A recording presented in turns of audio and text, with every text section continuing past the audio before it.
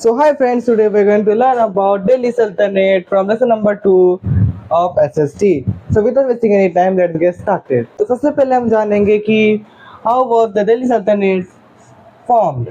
तो किसने चालू किया था?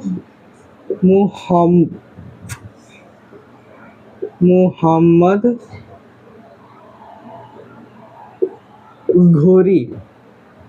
किसने चालू किया था? मोहम्मद घोरी इन 11 बोल भी नहीं पा रहा 1192. कब चालू किया था? यानी कि कब किंगडम को फॉर्म किया था? इन 1192. समझ गए? बाय डिफीटिंग पृथ्वीराज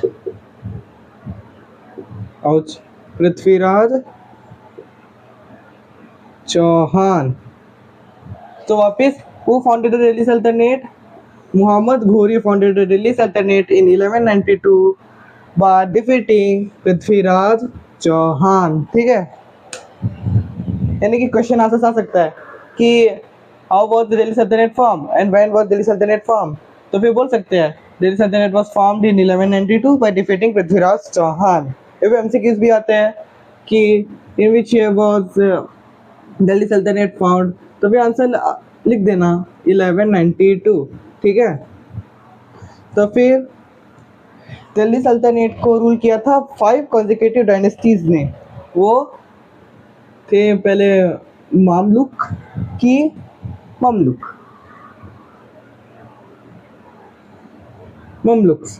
यानी कि स्लीव डायनेस्टी.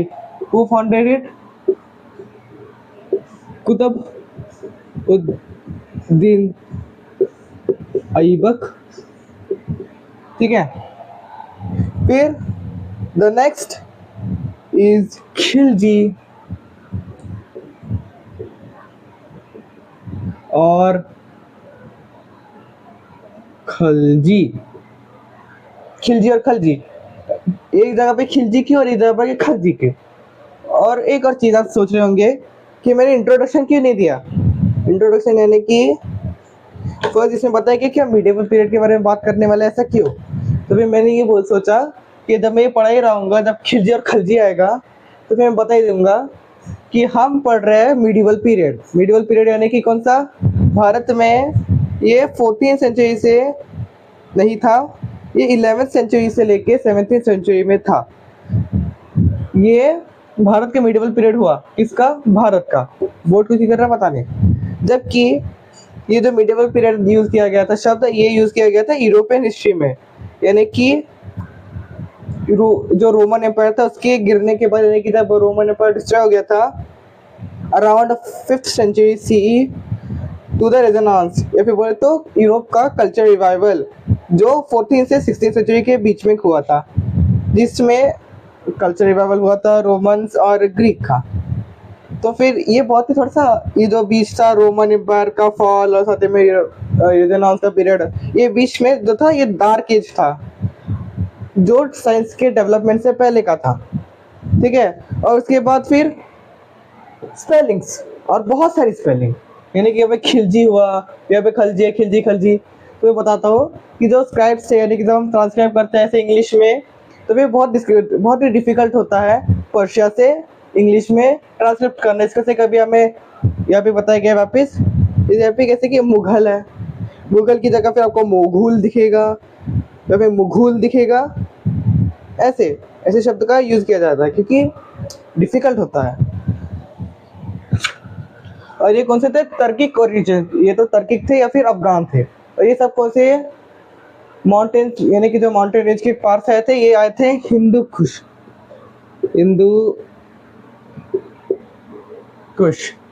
कुश जो माउंटेन रेंज है जो पाकिस्तान और बहुत सारे देशों से, यानी कि समझो इतना बड़ा ये हिंदू कुश है.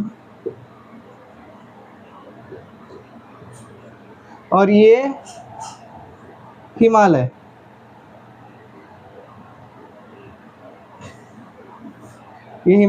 और इतना बड़ा हिंदू कुश. ठीक है, तभी हिंदू कुश के पास यानी कि समझो सेंट्रल एशिया से बहुत सारे इन्वेडर्स आए थे भारत में during the medieval period.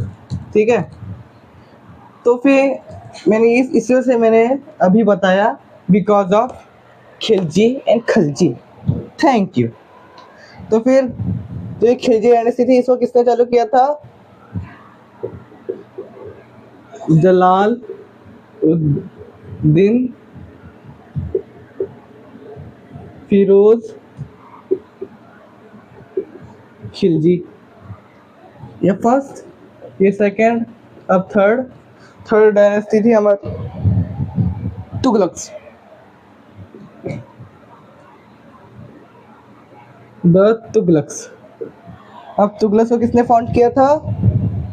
Ghiyasuddin Tughlaq. कौन? घियास उद्दीन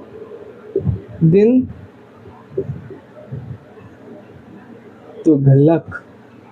ठीक है, घियासुद्दीन तुगलक। नेक्स्ट हमारे सईद्स। हमारे नहीं, हमारे लिए बहुत ही खतरनाक है ये लोग। सईद्स को किसने स्थापित किया था? खिज्र खान। किसने? खिज्र खान।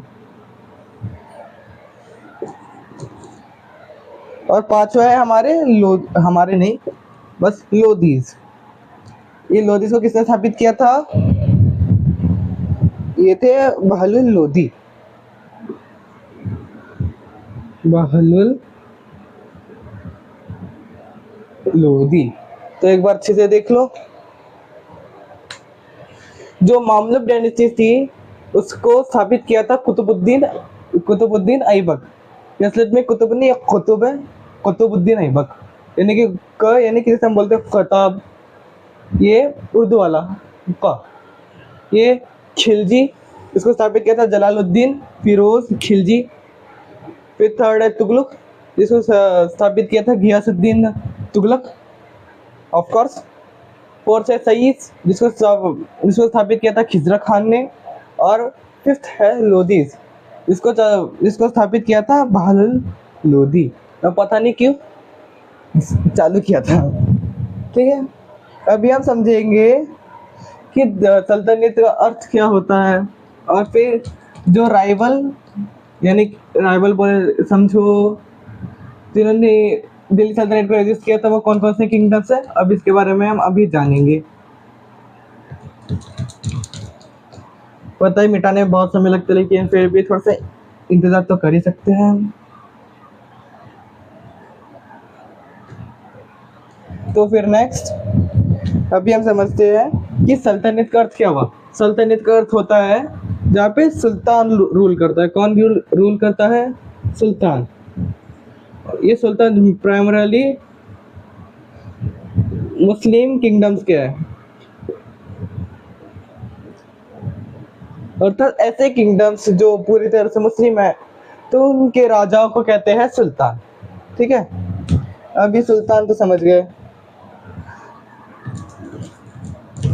तो फिर अभी हम समझते हैं कि इन्होंने कहाँ कहाँ रूल किया था। यानी कि ये समझो, ये भारत है,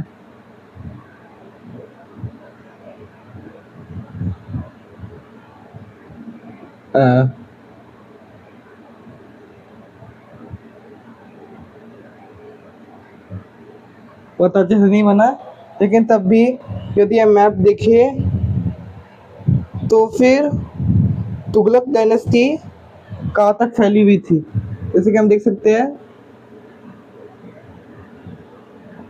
इधर।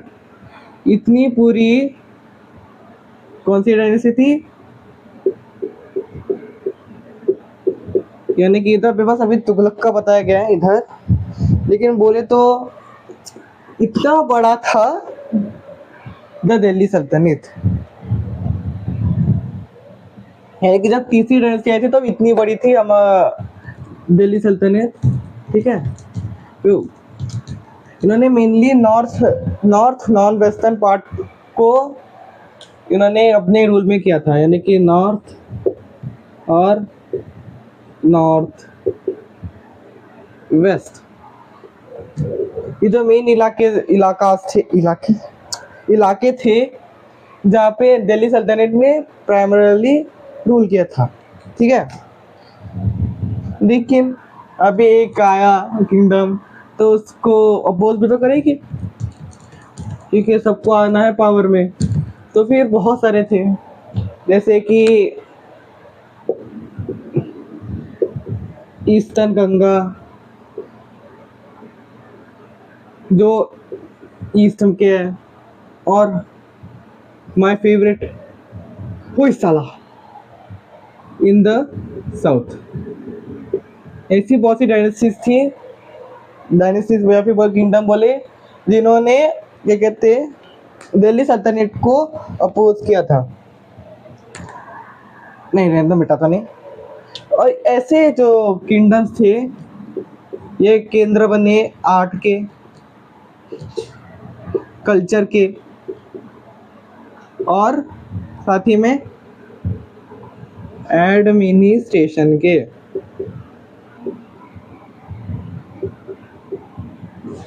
यानी कि जो ऐसे दो किंगडम्स थे जिन्होंने दिल्ली सल्तनत को अपोज किया था या फिर उनको रेजिस्ट किया था, वो बहुत सारे अधिकतर आर्ट को क्या कहते हैं, उनके आर्ट के सेंटर थे, कल्चर के सेंटर थे, और एडमिनिस्ट्रेशन के भी सेंटर थे, अर्थात उनका एडमिनिस्ट्रेशन बहुत ही टॉप क्लास है। तो फिर इसका से क्या हुआ, एक तो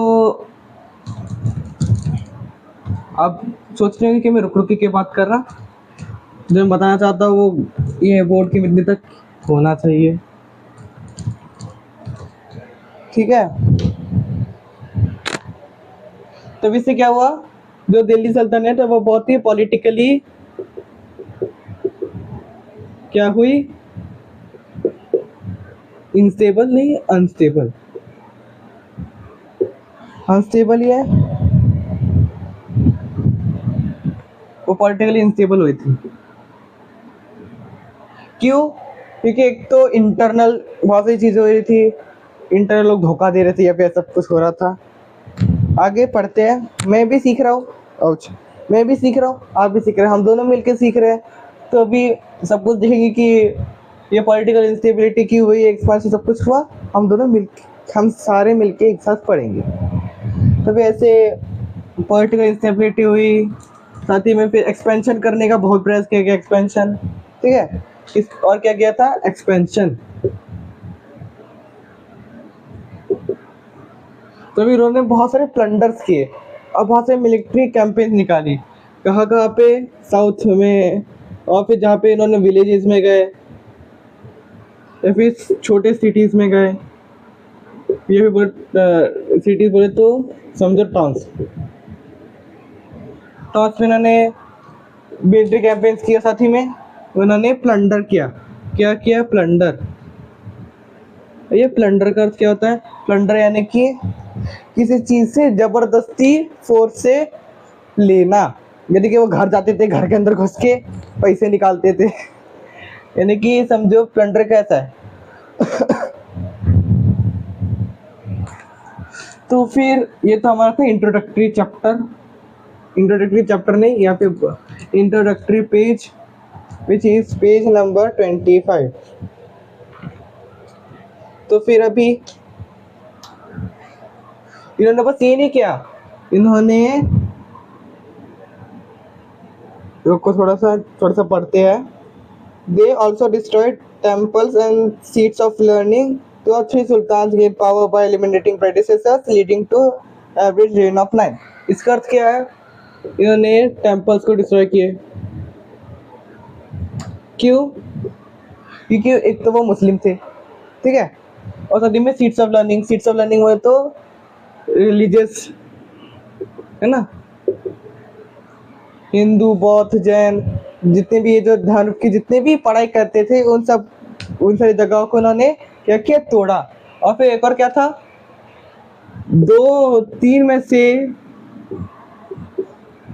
2, मैंने उल्टा लिखा, समझ लो, 3 में से 2 सुल्तान अपने प्रेडिसेसर्स को मार के पावर में, सत्ता में आते थे। यानी कैसे, हमने बहुत बार सुना है ना कि औरंगजेब ने अपने पिता को जेल में डाल दिया था ताकि उसे पावर मिल सके। यानी कि कैसे औरंगजेब ने अपने पिता यानी कि शाहजहां को कैद किया था पावर सत्ता में आने के लिए, वैसे ही जो दिल्ली सल्तनत के जितने भी रूलर थे, जितने भी सारे नहीं परंतु 3 में से 2 सुल्तान अपने पूर्वजों को मार के, यानी कि जो पहले से ही सत्ता में थे उनको मार के सत्ता में आते थे।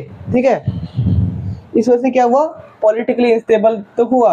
अभी समझे ना कि पॉलिटिकल इंस्टेबिलिटी की हुई। और ऐसे ही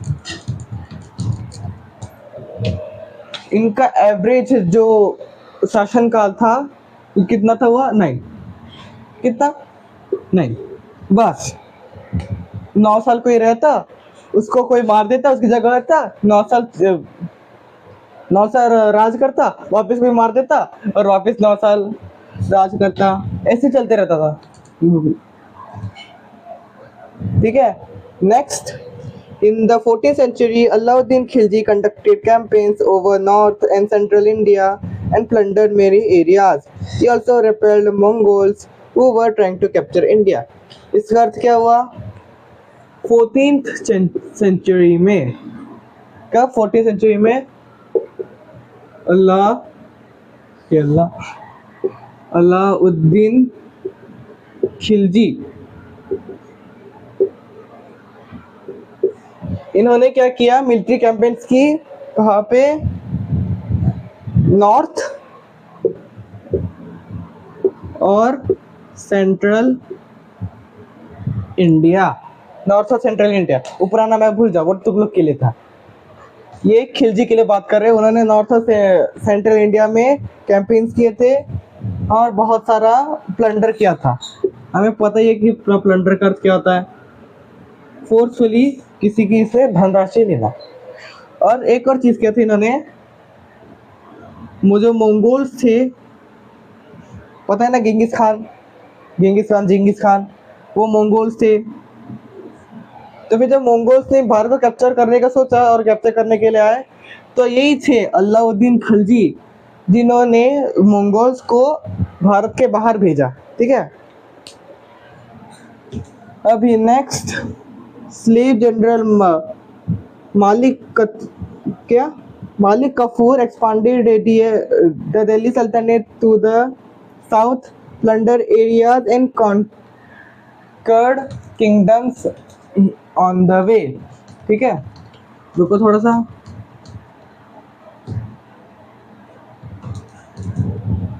next, which held the Delhi Sultanate fund the military attack, ठीक है, attacked श्रीनगरम, मदुराई, चिदम्बरम और रामेश्वरम।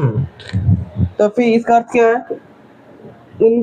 अलाउद्दीन खिलजी के इसमें एक स्लेव जनरल था मालिक कफूर, अर्थात वो दास भी था और जनरल भी था। इसने क्या किया, इस महान व्यक्ति ने साउथ में जो दिल्ली सल्तनत था उसको एक्सपैंड किया। ठीक है, क्या किया था, इसको एक्सपैंड किया था। साउथ को एक्सपेंड नहीं किया था, साउथ में ये भी बोले तो साउथ तक दिल्ली सल्तनत को उन्होंने एक्सपेंड किया था। साथ ही में जो छोटे मोटे किंगडम्स थे उन्होंने कैप्चर किया। ठीक है, फिर उन्होंने बहुत सारे प्लंडर किया साउथ में, जिससे जो दिल्ली सल्तनत थी उन्होंने अपनी मिलिट्री को फंड किया। बहुत सारे मिलिट्री कैंपेन्स करते रहा, वो घर घर घुस के मस्त की धन लेते थे, घर घर जाओ, घर घर का धन लो। ठीक है, फिर उसने बहुत से जगहों पे कैप्चर किया। यहाँ पे 5 शहरों का नाम दिया गया है, 5 की 4 दिया गया है। वो है श्रीनगरम और मदुरई और चिदम्बरम और पॉसिबली, यहाँ पे बोला पॉसिबली रामेश्वरम।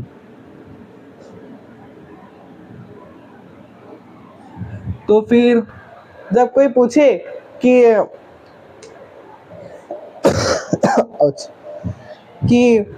जो अलाउद्दीन खिलजी का स्लेव जनरल कौन था? वो था मालिक कफूर। कौन था? मालिक कफूर। उसने क्या किया था? दिल्ली सल्तनत को साउथ में एक्सपेंड किया था, यानी कि साउथ तक एक्सपेंड किया था।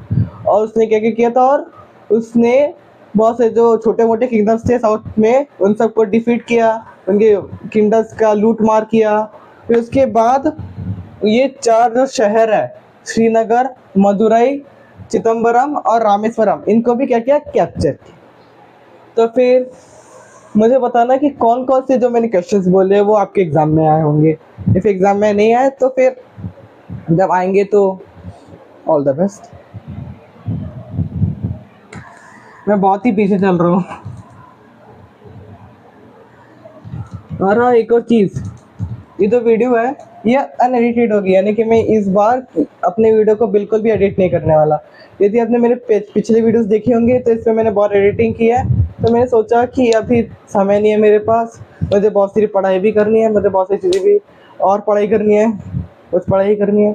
इस वजह से मैंने सोचा कि बिना एडिटिंग के मैं पढ़ाता हूँ विथ नोट्स। मैंने नोट्स भी बनाए। जब मेरे चैप्टर कंप्लीट हो जाएगा दिल्ली लेसन नंबर 2, तो मैं दिखाऊंगा विथ लेसन नंबर 1 के नोट्स, और इसके भी नोट्स दिखाऊंगा मैं एक साथ। Thank you. आगे बढ़ते हैं कि अभी मौर्यन एम्पायर के बाद, जो मौर्यन एम्पायर के बाद बहुत सालों के बाद, यानी कि जो मौर्यन एम्पायर है वो बहुत, यानी कि 300-400 BC या फिर बोलो 300-400 सी का, यानी कि कॉमन एरा का एक किंगडम है। अशोक, पता ना, अशोक द ग्रेट, क्या गिर गया था? Ashok the great. उसके ज़माने के बहुत साल बाद, करीबन कितने हो गए होंगे? 800 800 800 साल हो गए होंगे। ठीक है, 800 साल बाद पहली बार इंडिया वॉज यूनाइटेड अंदर वन किंगडम, और बोले तो वन रूल। ठीक है, बहुत साल के बाद, पता है कितनी बार? 800-900 साल बाद भारत बहुत, यानी कि बोले तो पहली बार एक किंगडम के रूल में आया था। ठीक है, लेकिन वो भी इट लिव नहीं, it prove to be short lived due to Mohammad bin Tughlaq. कौन? मोहम्मद बिन तुगलक। ठीक है, उनके बहुत सारे एम्बिशियस किंग थे, यानी कि दो इधर बताए गए हैं। Mohammad bin Tughlaq shifted capital from Delhi to Daulatabad and back to Delhi due to poor execution causing people to travel 1000 kilometers and many died. He introduced copper tokens representing gold and silver, which created confusion and counterfeiting. तो फिर detail में समझते हैं। तो मोहम्मद बिन तुगलक ने क्या किया? ये महा व्यक्ति ने, बुद्धिमान व्यक्ति ने क्या किया? जो कैपिटल था दिल्ली, उसको शिफ्ट किया दौलताबाद। जो अभी का नहीं, पहले में इसको कहा गया था देवगिरी, जो अभी प्रेजेंट डे संभाजी नगर के पास में है। ठीक है, तो फिर दिल्ली से दौलताबाद में शिफ्ट किया था अपने कैपिटल। तो फिर क्योंकि उसको लगा होगा कि जो दौलताबाद है वो दिल्ली से थोड़ा सा सेंटर में पड़ता है, यानी कि जियोग्राफिकली सेंटर में है। तो फिर इसको लगा, यानी कि उनको लगा, महान व्यक्ति है, उनको लगा होगा कि सेंटर में है तो अच्छे से हम पूरे देश पे राज कर सकते हैं। तो उन्होंने किया, लेकिन एग्जीक्यूशन बहुत ही अच्छा बिल्कुल भी नहीं हुआ। इसको से उन्होंने बोला कि शिफ्ट कर दे, हम वापस शिफ्ट करेंगे दिल्ली में। हो गया, अभी नहीं हो रहा हमसे, इसको से अभी दिल्ली से दौलताबाद किया, अभी दौलताबाद से वापस दिल्ली करते हैं। इससे क्या हुआ? जो बहुत सारे लोग थे वो 1000 किलोमीटर उनको ट्रैवल करना पड़ा दिल्ली से दौलताबाद में। क्यों? क्योंकि उनको फोर्स किया गया था। थोड़ी ना वो स्वेच्छा से जाएंगे 1000 किलोमीटर, कोई जाएगा? आप जाएंगे 1000 किलोमीटर? क्योंकि आप सरकार ने बोल दिया कि हमने अपना कैपिटल दिल्ली से दौलताबाद में शिफ्ट कर दिया, नहीं ना, इनको भी नहीं जाना था, इनको फोर्स किया गया था। वो याद है मिलिट्री फंड्स, है ना, उनको फंड किया गया था मिलिट्री को, इनको फोर्स करने के लिए कि आप दिल्ली से दौलताबाद में जाए, ठीक है। परंतु फिर प्लान तो बैकफायर हो गया, अब पता नहीं कैसे, बस हो गया लेट फायर। तभी उन्होंने दौलताबाद को वापस से दिल्ली में शिफ्ट किया। तो फिर क्या हुआ, बहुत सारे लोगों की जान गई, ठीक है। क्यों? चलते फिरते भूखे प्यासे लोग रहेंगे होंगे, मर गए भूख प्यास से, या फिर किसी को टॉर्चर कर करके मार दिया गया। कहा था ना महान व्यक्ति है ये।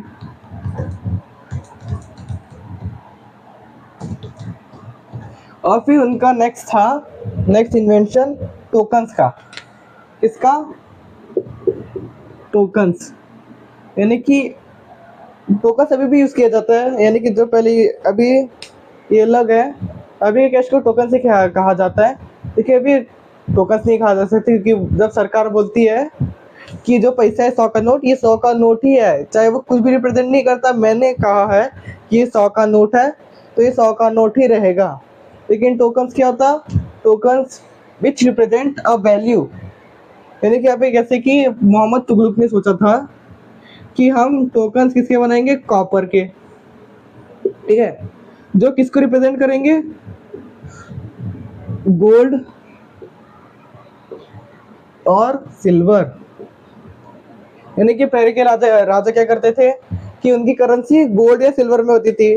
तो भी इसने सोचा कि गोल्ड और सिल्वर लोगों को देने से अच्छा हम गोल्ड और सिल्वर अपने पास ही रख लेते हैं, यानी कि बैंक में वैसे कोई खुफिया जगह पे रख लेंगे, और फिर हम लोगों को एक टोकन देंगे, किसका? कॉपर का, जिससे वो जो हमारे पास गोल्ड और सिल्वर रिजर्व्स है वो टोकन रिप्रेजेंट करेंगे। वैसे ही पहले का सिस्टम था, जितने कंट्री के पास मॉडर्न हिस्ट्री में जितने भी कंट्री के पास गोल्ड रिजर्व था, उतने देश का कैपिटल और उतना ही लोगों के पास पैसा। यदि गोल्ड रिजर्व कम हुआ तो फिर लेकिन अभी वैसा नहीं है। अभी जो सरकार चाहे, जैसे कि ये 100 का नोट है, अभी भारत के पास कोई तो गोल्ड रिजर्व यानी कि सोना नहीं है, लेकिन तब भी सरकार बोलती है कि ये 100 का नोट है, तब भी मान लेते हैं ये 100 का नोट ही होगा। इस वजह तो वो साइन करते हैं कि मैं भारत के नागरिकों को 100 रुपए देने की प्रतिज्ञा ने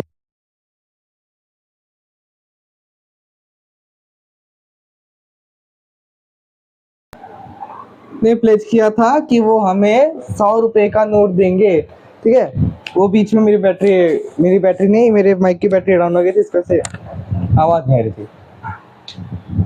तो फिर ये हो गया इतना।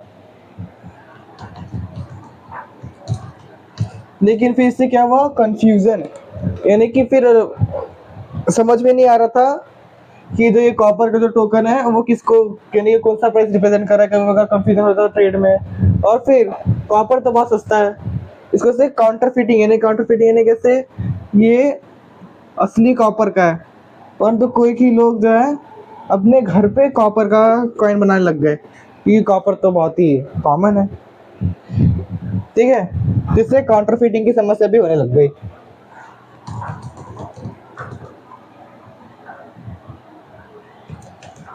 तो फिर अभी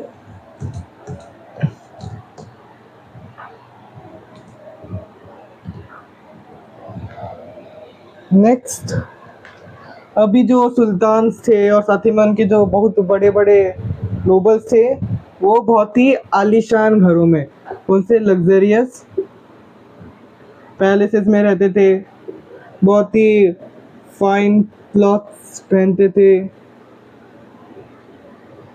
और फाइन खाना भी खाते थे, ठीक है। ये इतना बताया गया है। जैसे कि they lived in lavish palaces and enjoyed clothes, ornaments and food gained by plunder, tax, conquered regions and slave trading। इसका अर्थ क्या हुआ? इतना भी जो है ये सब कुछ, साथ ही में ऑर्नामेंट्स यानी कि ज्वेलरी, ये सब कुछ किससे मिला? प्लंडर से और टैक्सेस से, जो उन्होंने राज्यों के ऊपर अपना कब्जा किया था उनसे, और स्लेव ट्रेडिंग। स्लेव ट्रेडिंग यानी कैसे? यानी कि ये लोग जो सुल्तान थे वो अपने राज्य के बहुत से जो लोगों को वो स्लेव्स बनाते थे और दूसरे देशों को बेच देते थे। आगे बताया गया है कि they were sent away to distant central Asia.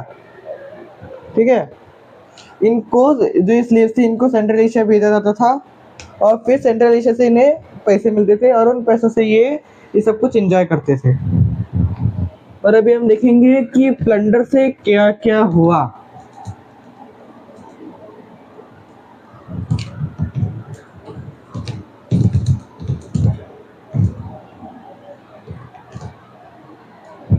उन्होंने प्लंडर तो किया, लेकिन इससे ट्रेड नेटवर्क्स और एग्रीकल्चर पे इम्पैक्ट पड़ा। क्यों? यानी कि ट्रेडिंग में भी यानी कि वो प्लंडर करते थे, तो ट्रेडिंग में इकोनॉमिक जो है यानी कि पैसों का ऊपर नीचे होता था।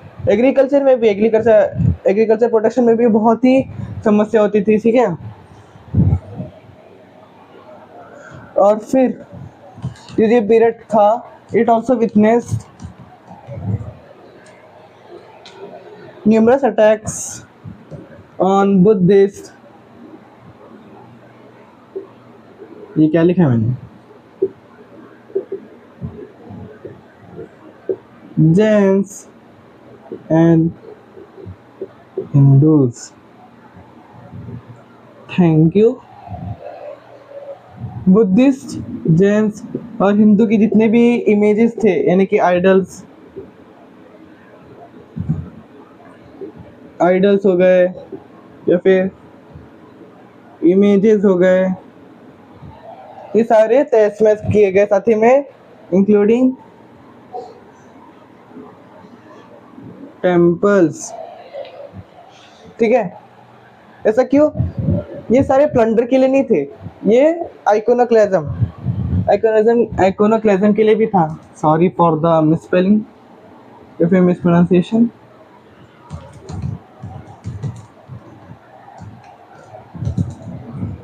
अब ये आइकोनोक्लेज्म क्या है? आइकोनोक्लेज्म यानी कि जो आइकॉन्स होते हैं, रिलीजियस आइकॉन्स, उनसे नफरत। इसे हमें पता है क्या है? रिजेक्शन और डिस्ट्रक्शन ऑफ आइकॉन्स और रिलीजियस इमेजेस कंसिडर्ड आइडलट्रस। यानी कि आइडलट्रस यानी क्या होता है?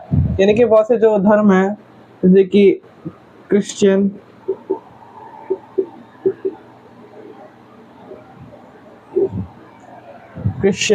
और इस्लाम और जुदाइज्म, ये जितने भी जो रिलीजन है इन सब में आइडल वर्शिप के पे पाबंदी है।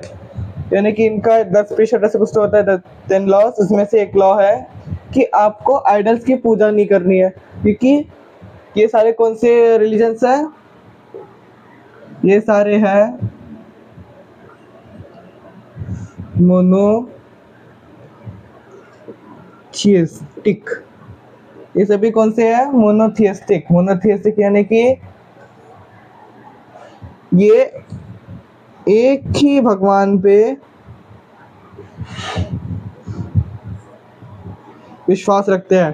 तो यदि एक ही भगवान है तो फिर ये बोलते कि इन्हीं भगवान की पूजा करो, और जितने भी आइडल्स है, दूसरे आइडल्स, इन सब की बिल्कुल भी पूजा नहीं करना है। पूजा करोगे तो पाप लगेगा। इसको से इस्लाम यानी कि जितने भी सदस्य होता है कट्टर इस्लाम, इसको से ये सारे के सारे जो भी टेम्पल्स थे ये सबको तबाह करना चाहते थे। ठीक है, अभी हम जानेंगे तिमूर के बारे में कि तिमूर कौन था और उसने क्या क्या किया भारत में आके। तो फिर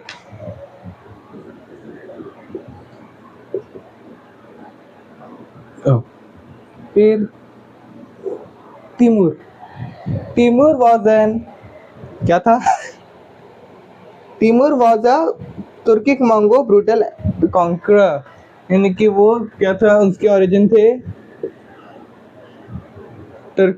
ये टर्किक था और साथ ही में मंगोल भी था, समझ गए। टर्किक और मंगोल ओरिजिन थे। और ये क्या था, ब्रूटल था। कैसा था, बहुत ही ब्रूटल, यानी कि किसी भी जो भी किंगडम में जाता वो बिल्कुल भी रहम नहीं खाता था। वो सीधा जाता, ये उनपे उनको इन्वेड करता और पूरा चीजें प्लंडर करता, ठीक है। तो फिर ये कब आया था, इसको थोड़ा सा मिटा। तो ये महाशय कब आए थे, इन द 14th सेंचुरी। कब आए थे, इन द 14th सेंचुरी, ठीक है। यदि कोई पूछे कि तिमूर कौन था, तो तिमूर, तो फिर आंसर आएगा Timur was a Turkic Mongol brutal conqueror who visited India in 14th century, समझ गए। नेक्स्ट, उसके बाद एक और टॉपिक है जो मैं बताना भूल गया अभी, वो है जिजिया टैक्स। तो फिर जिजिया टैक्स है क्या, तो पढ़ते हैं।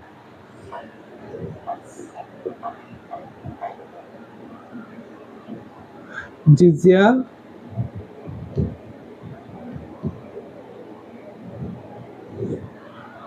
टैक्स, तो जो जिजिया टैक्स है ये कौन से इस पे थे, non Muslims.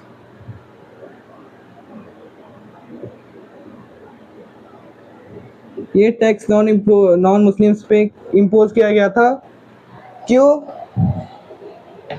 To grant them protection and exemption from military service, यानी कि प्रोटेक्शन, क्या प्रोटेक्शन, यानी कि जैसे कि मुस्लिम्स को ट्रीट किया जाता था वैसे ही ये कहते हैं नॉन मुस्लिम्स को भी ट्रीट किया जाएगा, ठीक है जाएगा।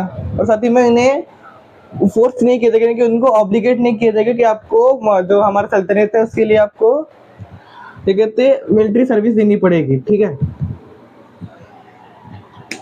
तो फिर ये it prove to be a economic burden, ठीक है, इकोनॉमिक बर्डन है, पब्लिक ह्यूमिलिएशन। क्यों, क्योंकि जो नॉन मुस्लिम्स थे इनको, जो नॉन मुस्लिम्स थे इनकी जगह पे, इनके राज्यों में, इनको बहुत ही ह्यूमिलिएटिंग बदत से या फिर ऐसे करने की दिखाना चाहते कि हम बहुत ही सुपीरियर है मुस्लिम्स इनके राज्यों में, सेक्युलर हूँ मैं है ना। तो फिर कैसे, यानी कि जो आता था जिजिया टैक्स कलेक्ट करने के लिए वो बैठा रहता था और वो जो नॉन मुस्लिम थे वो खड़े रह के देता था, या फिर ऐसे होता था सर झुका के, या फिर ऐसे, या फिर पब्लिक में देना, लेकिन जिसे समझ में आया कि जो मुस्लिम है वो जो नॉन मुस्लिम से हायर है और मुस्लिम्स बहुत ही इंफीरियर है मुस्लिम से।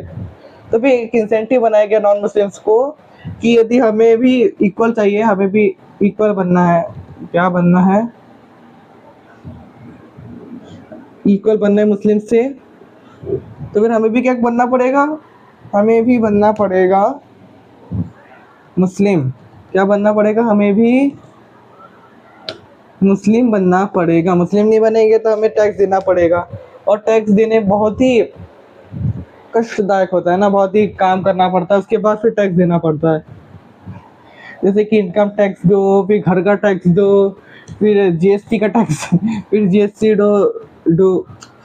दो, इनसे टैक्स देते देते कंगाल हो जाएगा व्यक्ति। इस कारण से वो क्या करते थे कि यदि हमें नॉन मुस्लिम्स है तो फिर हम मुस्लिम बन जाते ताकि हमें ये टैक्स देने की आवश्यकता नहीं होगी, समझ गए। तो फिर वापस आते हैं हमारे सबके चहीते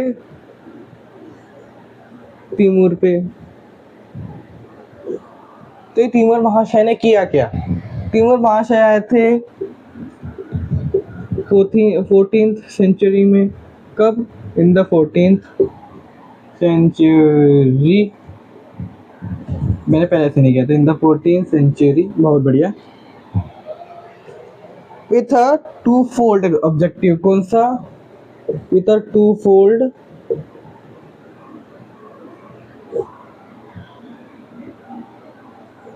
objective। और वो ऑब्जेक्टिव क्या था? Two ways war with infidels में लिखते हैं इधर, वो था, कैसे लिखता था मैं डब्लू?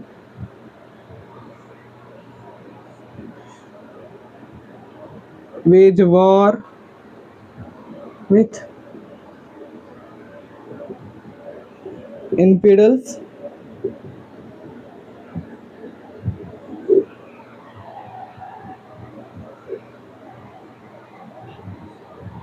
बहुत बढ़िया। विच वॉर विथ इनफिडल्स, ये तो फर्स्ट, ये फर्स्ट, ये सेकंड कि प्लंडर देम।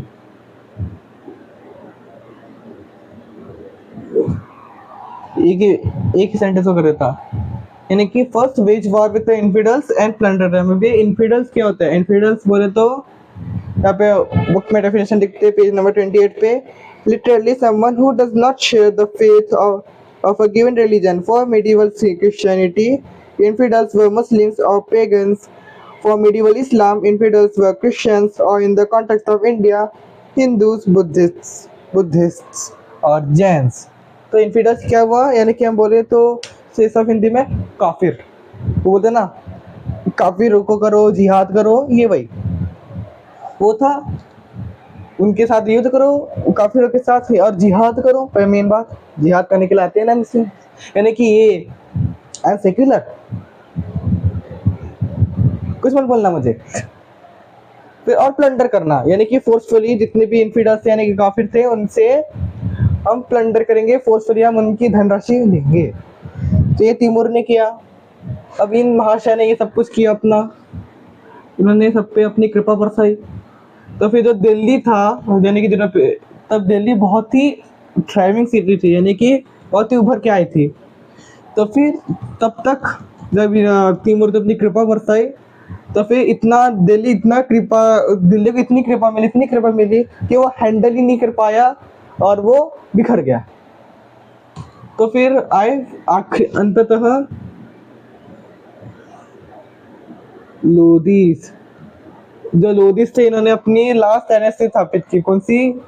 ये दिल्ली सल्तनत की लास्ट डायनेस्टी थी। The Lodis were the last dynasty of the Delhi Sultanate. जैसे हमने देखा था ना कि दिल्ली सल्तनत के 5 कॉन्सेक्यूटिव डायनेस्टी। सबसे पहले मामलुक थे, फिर खिलजीज, फिर सईद थे, कौन थे? हाँ, पहले मामलुक से, फिर खिलजीज से, फिर तुगलक से, फिर सईद से, फिर आखिरी में आए लोदीस। तो फिर लोदीस को कौन सा दिल्ली मिला? इनको कौन सा दिल्ली मिला था? ये उसको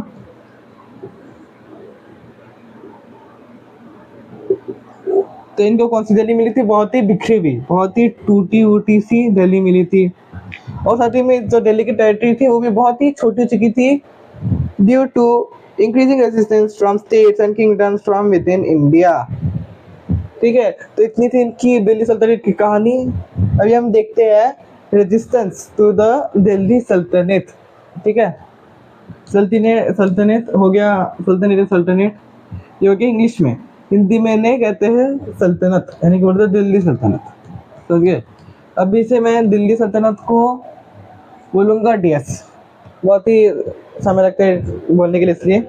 तो फिर the DS face resistance from many quarters, one of which, क्या कहते हैं, वन ऑफ विच नहीं बोल सकते, यानी कि कह सकते the DS face many resistance from many quarters. ठीक है, लेकिन एक चीज़ और, वो बहुत से जो किंगडम्स को कैप्चर भी किए, बहुत से लोगों ने उनको, बहुत से किंगडम्स ने रेजिस्ट किया, और एक किंगडम को वो अच्छे से कॉन्क्यूर नहीं कर पाए थे, वो था ईस्टर्न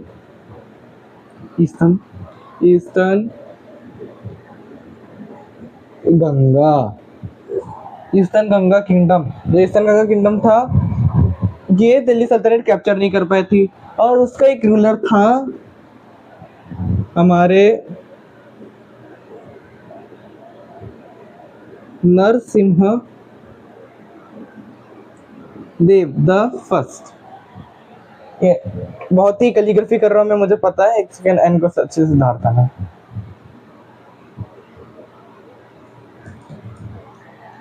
वो थे हमारे Narasimha Deva. Narasimha Deva one the ruler of eastern Ganga dynasty, जो थे eastern Ganga kingdom in the mid 13th century. इन्होंने कब रूल किया था? In the mid 13th century. तो वे वापिस बताते हैं कि जब दिल्ली सल्तनत ने कौन सी रेसी को कैप्चर, फिर कौन सी किंगडम को कैप्चर नहीं कर पाई थी? The eastern Ganga kingdom. Eastern Ganga kingdom was the kingdom which Delhi Sultanate failed to capture, and who was Narsinga Dev one? If you were to Narsinga Dev the first, Narsinga Dev the first was the ruler of the Eastern Ganga Kingdom during the mid 13th century. ये इसका answer, ठीक है। और जो eastern Ganga dynasty है, इसको ये कौन कौन सी जगह को रूल की थी? बंगाल, उड़ीसा और आंध्र प्रदेश। कौन कौन सी थी? रुको, वो है बंगाल, ये बंगाल, उड़ीसा और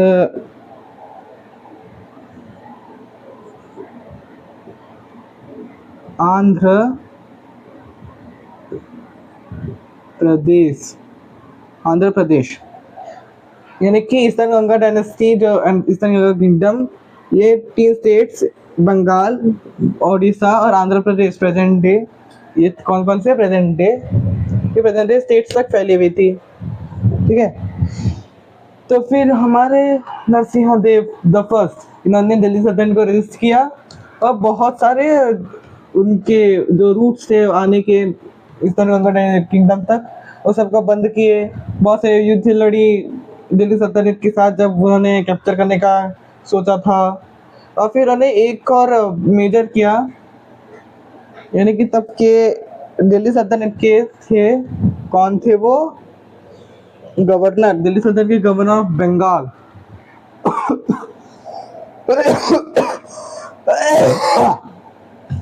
इसको काटना पड़ेगा।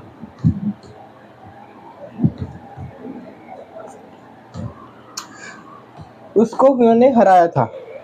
तो फिर इसी बात की खुशी में ये भी काटना पड़ेगा। तो इसी बात की खुशी में इन्होंने बनाया the Konark sun temple. He built the Konark Sun Temple to commemorate the victory over the Delhi Sultanate, यानी कि दिल्ली सल्तनत के फोर्सेस पे, और mainly his victory over the governor of Bengal, ठीक है। ये एक राजा के बारे में बात की है, वो कौन है? कृष्णदेव राय नहीं, वो तो आ गया, वो है नरसिंह देव, ऑल्सो स्पेल्ड नरसिंह देव, ठीक है। तो फिर नेक्स्ट इधर एक और बताया the think about it box में, पेज नंबर 29 पे, मुसुनुरी नायक्स के बारे में। अभी हम मुसुनुरी नायक्स के बारे में जानेंगे। तो फिर मुसुनुरी नायक्स थे कौन? एक तेलुगु चिफ्टन्स का ग्रुप था, यानी कि नायक्स है ना, प्लूरल। तो फिर ये 75 लोग थे कुल मिला के, जिन्होंने बहुत सारे दिल्ली सल्तनत के जो अटैक्स थे उन पे उनको रजिस्ट किया था। और साथ ही में उन्होंने जो मोहम्मद बिन तुगलक की जो आर्मी थी उनके साथ दक्कन में, उनको भी उन्होंने भगाया था। तो फिर कौन थे वो? Musunuri Nayaks. Musunuri Nayaks who were Telugu, don't forget they were Telugu, They were Telugu and were 75 chieftains in total. ठीक है, they defeated uh, they defeated the Delhi Sultanate forces and expelled Muhammad bin Tughlaq's army from Warangal. यानी कि मोहम्मद बिन तुगलक की जो army थी वो उसको कहाँ से भगाई थी? फ्रॉम वरंगल.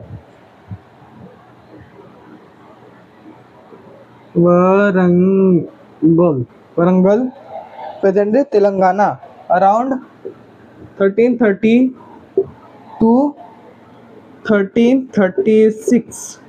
ठीक है, तो फिर वापस रिकैप कि मुसोलिनी नायक्स कौन थे. मुसोलिनी नायक्स व Telugu chieftains 75 in total who formed the confederacy to repel Delhi Sultanate forces and also repel the Muhammad bin Tughlaq's army from Warangal in present-day Telangana in between 1330 and 1336. ये कुल मिला के 14th century में.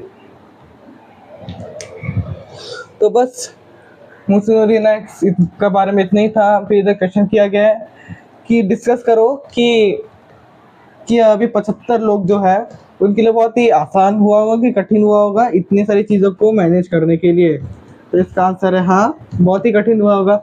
एक 75 व्यक्ति, बस एक 75 व्यक्ति ये सच्ची में 4 लाख की आर्मी को रोक पाएंगे? नहीं, इसके लिए बहुत ही दिमाग लगता है.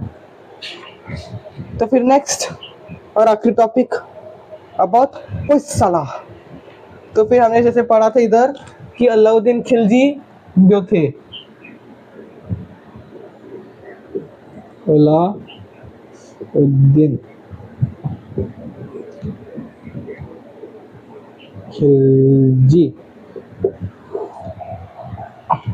खिलजी इसी हमने पहले पढ़ा था. उनका एक स्लेव जनरल था. ये जनरल का नाम क्या था हमने पहले पढ़ा ही था, मलिक कफूर. जो मलिक कफूर थे इन्होंने डेक्कन में बहुत सारी चीजें एक्सपैंड करने का सोचा, बहुत सारी चीजें यानी कि दिल्ली सल्तनत को एक्सपैंड करने का सोचा. लेकिन एक ऐसा किंगडम जो इससे रोका वो था Hoysala in present day Karnataka. वो कौन थे? Hoysala in present day Karnataka.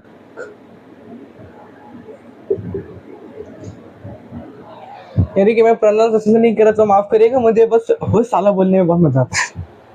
ठीक है, तो ये बहुत ही क्या कहते हैं बहुत ही पावरफुल किंगडम हुआ करता था जिसने अलाउद्दीन खिलजी की आर्मी को रिपेल किया था डेक्कन से और डेक्कन को बहुत वर्षों तक रूल किया था.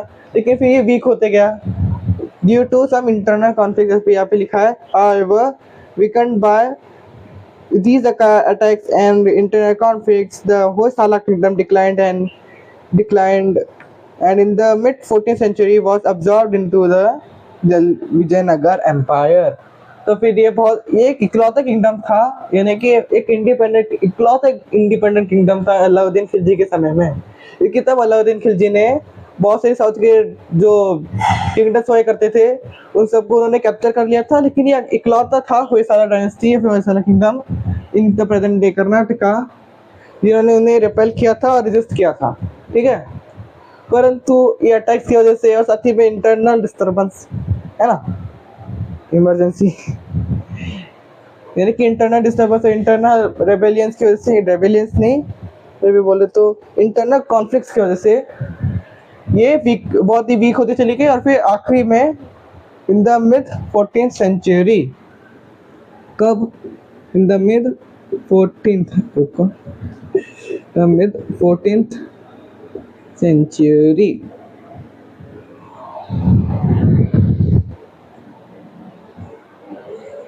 it was absorbed into the Vijayanagar empire. ठीक है, तो अभी इसका एक टेल बताया गया यानी कि एक लेजेंड बताया गया in the don't miss out page number 30. तो ये बताता है कि कैसे था व्यक्ति जिसका नाम था साला,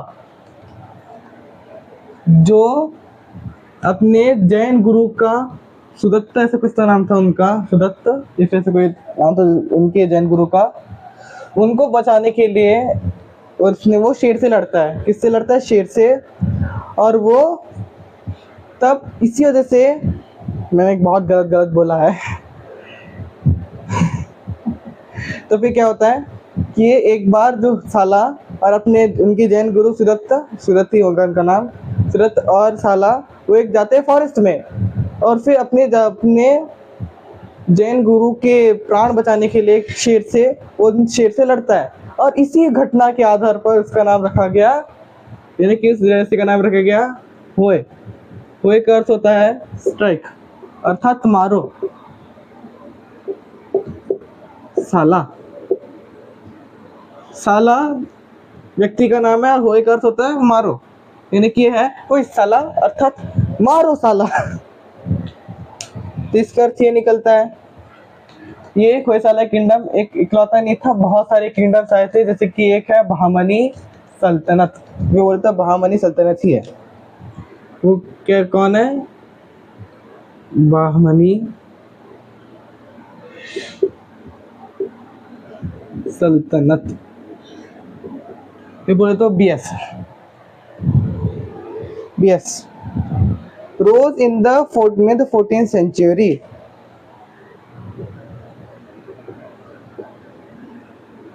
मिड 14th सेंचुरी में बहामनी सल्तनत ने डेक्कन को बहुत ही रूल किया था बहुत समय तक लेकिन बस ये, और साथ ही में बहामनी सल्तनत इकलौता नहीं था, फिर बहुत सारे किंगडम्स है गुजरात में, बंगाल में।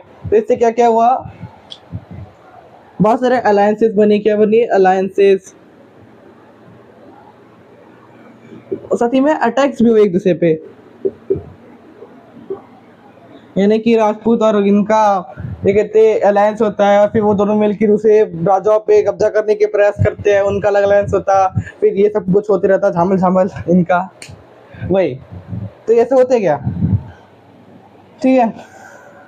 और ये भी बहुत सारे जो राजपूत थे ऑफ राजस्थान, वो दिल्ली सल्तनत के रीच से बहुत ही बाहर थे।